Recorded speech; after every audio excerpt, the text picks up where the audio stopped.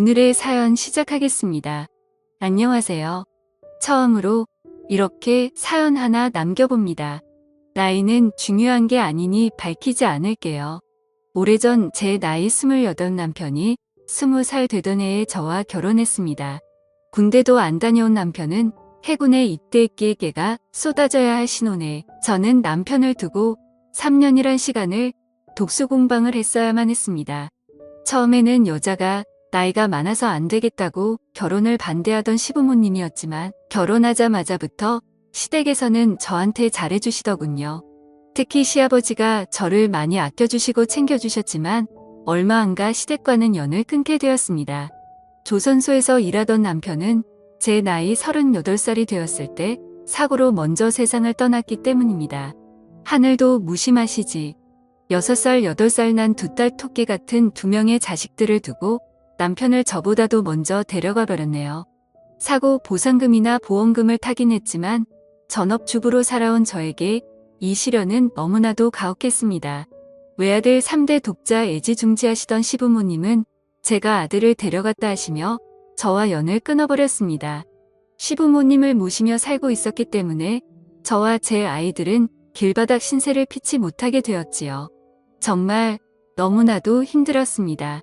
아들만 챙기던 친정 또한 저의 처지를 안타깝게 여기긴 했지만 그렇다 할 도움도 주지 않았습니다. 보험금과 사고 보상금으로 새로운 터전을 구해 어떤 날은 하루도 쉬지 않고 일해가며 두 자식들을 키워냈습니다. 두 아이들이 정말 힘들었을 텐데 남편 복은 없었지만 자식 복은 있었던 것 같네요. 두 아이는 훌륭하게 자라 상위권 대학의 장학금을 받으며 공부를 하게 되었고 첫째는 전문직, 둘째는 대기업에 취직을 하게 되었네요. 두 자식들은 저한테 그동안 너무 고생했다며 이제 자기들이 저를 부양할 수 있으니 당장 직장부터 관두라고 하더군요. 몸은 편해졌지만 참 대놓고 아무것도 안 할라니 그것 또한 너무 힘들더군요. 집에만 있어도 되는가 싶기도 하고 여유가 생기니 그동안 참아왔던 것들이 한 번에 터져 나오더라고요. 그러던 중에 제가 공장에서 일하던 시절 친하게 지냈던 언니를 우연찮게 만나게 되었습니다. 잘 지냈냐고 보고 싶었다고 둘이서 한참 회포를 풀었습니다. 듣자 하니 이 언니는 이미 몇 년 전에 은퇴를 한 상태였다고 하더라고요. 제 아이들이 보고 싶다고 하여 아이들 덕분에 요즘 편하게 지내게 되었다고 자랑 좀 했습니다. 언니와는 가끔씩 만나며 친분을 다져왔는데 그러다 보니 어느 날 고민 아닌 고민거리를 언니에게 털어놓게 되었습니다. 그동안 자식 키우는 데만 집중해서 살아와서 몸은 편해지고 여유로워졌는데 뭘 해야 할지 모르겠다고요. 언니는 그런 게 고민이었으면 진작 말하지 그랬느냐며 저에게 새로운 세상을 가르쳐줬습니다. 여러 취미 활동을 하던 언니가 이런저런 자리에 저를 데려가기 시작했어요. 스포츠 댄스도 배우고 등산도 다니고 제 인생에 해보지 못할 것 같았던 골프도 배우게 되었습니다.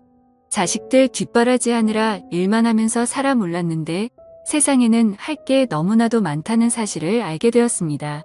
언니는 언제부터 이렇게 인생을 즐기면서 살기 시작했는지 아는 사람들도 참 많더군요. 새로운 걸 하게 되면서 그동안 느낀 적적함은 많이 사라졌지만 그래도 뭔가 채울 수 없는 아쉬움이 강하게 남더라고요. 그러던 중에 언니가 저에게 제안을 하나 해왔습니다. 하루는 저보고 묻지마가 뭔지 알고 있느냐고 물어보더라고요. 좋은 이야기는 들어본 적이 없으니 같이 가자고 물어보는 언니의 말에 한사코 거절의 의사를 표현했지만 앞으로 살아봐야 얼마나 더 살겠냐며 저를 계속 설득을 하더군요. 결국 언니의 간곡한 부탁에 모시겨 한번 다녀와 보기로 했습니다. 약속 장소로 가니 관광버스가 한 대 서 있었어요. 막상 정말 저 버스에 몸을 싣는다 하니 긴장이 되고 가슴이 쿵쿵 뛰더군요. 언니한테 이거 은근히 긴장된다고 하니 언니는 사실 혼자서 몇 번 와봤다면서 잘 설명해 줄 테니 떨지 말고 있으라고 하네요. 버스 문 앞에 있는 남자에게 다가가니 어디 산으로 가시는 분들이냐고 서글서글하게 인사를 하더군요. 회비를 내고 안에 들어가니 버스는 벌써 절반이 넘게 차 있었습니다. 언니와 나란히 자리에 앉아서 버스에 누가 있는지는 확인도 하지 않고 수다를 떨고 있었습니다. 언니가 설명해 주기를 소지품 집기 같은 걸로 짝을 맞춰줄 것이라고 하더라고요. 일단 짝이 정해지면 장소에 도착하기 전까지 여자는 안쪽에 앉고 남자는 바깥쪽에 앉아서 놀 거라고 말해줬어요. 설명을 듣느라 정신없이 있는 가운데 버스에 어떤 사람이 탔는지는 당연히 확인도 못하고 있었어요. 잠깐 언니에게 찝적대는 남자분이 계셔서 대화에 공백이 생겨 혼자 신나게 그 남자와 떠들고 있는 언니만 바라보다가 주변이나 둘러볼까 하며 고개를 들었는데 정말 심장이 내려앉는 듯 했습니다. 20년간 얼굴 한번 못 보고 지낸 시아버지가 버스에 오르시는 걸 봤기 때문이죠. 시아버지도 저와 눈이 마주치게 되었고 적잖이 당황한 듯 보였습니다. 언니는 이미 옛저녁에 아까 그 남자와 합석을 해서 제 옆에서 사라진 상태였어요. 버스를 탈 때 봤던 서글서글하게 인사하던 사람이 마이크를 들고 진행을 하기 시작하더군요. 그냥 돈 받는 사람인 줄 알았는데 알고 봤더니 사회자였어요. 차가 출발하자마자 신나는 음악이 흘러나왔습니다. 사회자는 고속도로에 진입하게 되면 남편 마누라 생각은 출발하던 곳에 두고 오라고 하며 오늘 하루만큼은 고민 없이 재밌게 보내자고 말하며 능숙하게 진행을 하더군요. 하지만 아무리 남편 없이 지낸 세월이 20년이라고 해도 저 멀리 앉은 시아버지 뒤통수를 보고 있자니 고민이 안 될 수가 없었지요. 아직도 짝이 없는 사람이 있냐고 하며 혼자 앉아있는 사람들을 둘러 모아 남자들의 소지품을 걷어갔습니다. 시아버지도 제 눈치를 보신 건지 저처럼 끝까지 짝을 찾지 못하고 혼자 계셨어요. 소지품이 담긴 바구니를 사회자가 제 앞에 들고 오는데 바구니 안에는 너무 익숙한 물건이 하나 있었어요. 제가 결혼하고 시아버지 첫 생신 때 사들인 가죽 지갑을 아직도 쓰고 계시더군요. 가죽이 달아해졌는데도 불구하고 아직도 사용하고 계신다는 생각에 오만 가지 감정이 교체하더군요. 저도 모르게 가죽 지갑을 집어버리고 말았습니다. 결국 그 버스 안에서 시아버지와 나란히 앉게 되었습니다. 버스에서는 춤판 노래판이 한바탕 벌어지고 있었고 저와 시아버지는 나란히 앉아서 아무 말도 하지 못하고 있었습니다. 짓궂은 행동을 유발하는 사회자의 진행에 저희는 참 많이 당황했어요. 진행에 따르지 않는 사람들에게는 벌금을 먹이겠다는 말에 결국 분위기에 휩쓸려 시아버지와 잊지 못할 시간을 보내게 되었습니다. 바들바들 손을 떠시는 게 시아버지도 엄청 긴장을 하신 듯 싶더군요. 그렇게 긴 하루가 지나고 출발했던 장소로 돌아오게 되었어요. 언니는 짝지은 그 남자분과 잘 되었는지 보이지도 않더라고요. 그렇게 북적북적했던 하루가 지나고 주차장에는 저와 시아버지 단둘밖에 남지 않았습니다. 시아버지의 차량까지 걸으며 하루 종일 나누지 못한 이야기를 나누게 되었어요. 저한테 용서를 구하고 싶다고 하더라고요.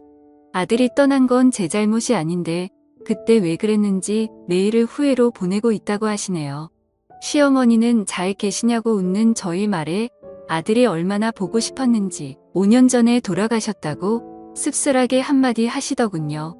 시아버지도 혼자서 외롭게 지내셨고 그 외로움 속에서 제가 느꼈을 기분을 생각하니 저에게 큰 죄를 지은 것 같다는 생각을 하셨답니다.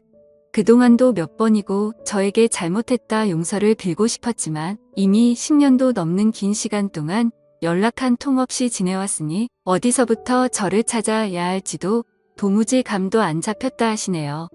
20년 만에 시아버지 댁에 처음으로 들르게 되었습니다. 제가 살던 그때와 달라진 것 하나 없더군요. 저는 생전에 저와 같이 쓰던 신혼 방마저 그대로 유지하고 계셨어요. 시어머니가 쓰시던 방도 깨끗했습니다. 그동안 그 방을 정리하며 얼마나 많은 후회를 하셨을까 하는 생각에 저도 모르게 눈물이 나더라고요. 그렇게 그날 밤 시아버지와 한참을 부둥켜 안고 울었습니다. 그날 시아버지 집에서 하루를 보내고 다음날 시아버지 차를 타고 집으로 돌아왔습니다. 아직 자식들에게 시아버지에 대한 이야기는 하지 못했어요. 자식들한테 좋은 소식일지 나쁜 소식일지 아직도 감이 안 잡히고 어디서 다시 재회하게 되었는지까지 도무지 말을 이어갈 자신이 없네요. 그날 이후로 저는 언니와 보내는 시간보다 혼자 외롭게 지내실 시아버지와 더 많은 시간을 보내고 있습니다. 언제까지 아이들에게 시아버지에 관한 사실을 숨길 수 없다는 걸 알고 있습니다. 언젠가는 시아버지와 저희 이야기를 자식들에게 해야 할 날이 오겠지요. 그때까지는 저 혼자서라도 그동안 못해드린 좋은 며느리 노릇이라도 해드려야겠네요. 그럼 제 사연은 여기서 이만 마치도록 하겠습니다. 매일 새롭고 흥미로운 사연으로 찾아뵙겠습니다. 구독과 좋아요를 잊지 마시고 다음 사연으로 다시 찾아뵙겠습니다. 감사합니다.